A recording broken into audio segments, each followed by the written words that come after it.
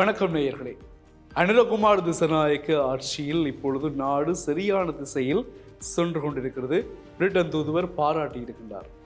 நாடு பொருளாதாரத்தில் நல்ல வளமான திசை நோக்கி அனுரகுமார் திசாநாயக்க அரசாங்கத்தினால் கொண்டு செல்லப்படுகிறது. இதனால் நாங்கள் ஒரு முடிவு எடுத்திருக்கிறோம். அடுத்த வருடம் எங்கள் நாட்டினுடைய தூதுவர்கள் பெரிய பெரிய வல்லுநர்களை கூட்டிக் கொண்டு வந்து இலங்கையில் இன்னும் பொருளாதார வளர்ச்சிக்கான வித்திடல்கள், வளர்ச்சிக்கான பாதைகளை ஆராய்ந்து நாங்கள் சரியான முறையில் கொண்டு செல்ல பிளான் பண்ணியிருக்கோம். இப்படி பிரிட்டன் தூதுவர், இலங்கைக்கான பிரிட்டன் தூதுவர் ஆண்ட்ரூ பேட்ரிக் வந்து தெரிவித்திருக்கின்றார்.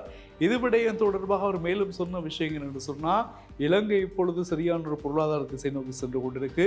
இந்த சந்தர்ப்பத்தில் நாங்களும் வந்து இலங்கைக்கு கைகோர்த்து இலங்கையில் பொருளாதாரத்திற்கான வளர்ச்சிக்கான பாதைகளுக்கான திறவுகோள்களை ஏற்படுத்தி கொடுப்போம். அதற்காகத்தான் எங்களுடைய குழு அடுத்த வருஷம் வந்து இலங்கைக்கு வர இருக்கு.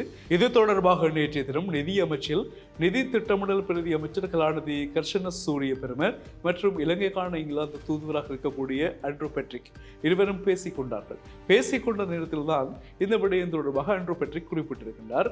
இலங்கையினுடைய திசை இப்பொழுது நன்றாக தெரிகிறது. எதிர்காலத்தில் ஒரு நல்லொரு பொருளாதார வளர்ச்சி இலங்கையில் இருக்க போகிறது.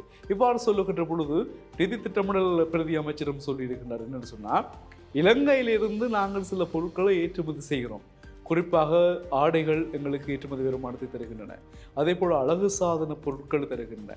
அதே போல் விவசாய பொருட்களும் வந்து தருகின்றன. இவற்றை உங்களுடைய பிரிட்டன் சந்தையில் வந்து நீங்கள் ஏன் போடக்கூடாது என்ற மாதிரியான கேள்விகளும் கேட்கப்பட்டிருக்கிறது. இதை ஆதரித்த அல்லது ஆமோதித்த பிரிட்டன் தூதுவரும் இது தொடர்பான பச்சை கொடியை காட்டியிருக்கின்றார்.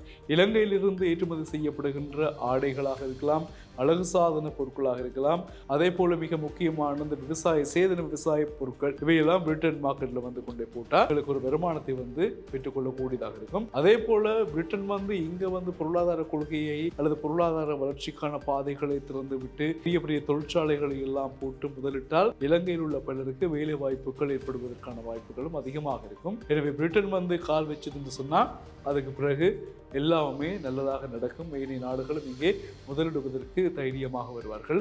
அதற்கு நாடு ஒரு சமச்சீரான பாதையில் பயணிக்க வேண்டும். எந்த விதமான குழப்பங்களும் இல்லாமல், எந்த பிரச்சனைகளும் இல்லாமல் சரியான திசையில் பயணிக்குமாக இருந்தால் இங்கிலாந்து மட்டுமல்ல, அமெரிக்கா மட்டுமல்ல, பல நாடுகள் இலங்கையில் முதலீடுகளை மேற்கொண்டு தங்களுடைய வேலை வாய்ப்புக்காக எங்களுடைய இளைஞர் யுவதிகளை பயன்படுத்தி ஒரு சிறப்பான எதிர்காலத்திற்காக அவர்கள் முயற்சிப்பார்கள் என்பதில் எந்த விதமாகவும் இல்லை. எனவே நேற்றைய தினம் நிதி அமைச்சர் இடம்பெற்ற நிதி திட்டமிடல் பிரதி அமைச்சர் ஹர்ஷன சூரிய பெரும மற்றும் இலங்கைக்கான இங்கிலாந்து தூதுவராக இருக்கக்கூடிய ஆண்ட்ரூ பேட்ரிக் இவருக்குமான பேச்சு சாதகமான சூழலில் ஒரு சுமூகமாக நிறைவு பெற்றிருக்கிறது.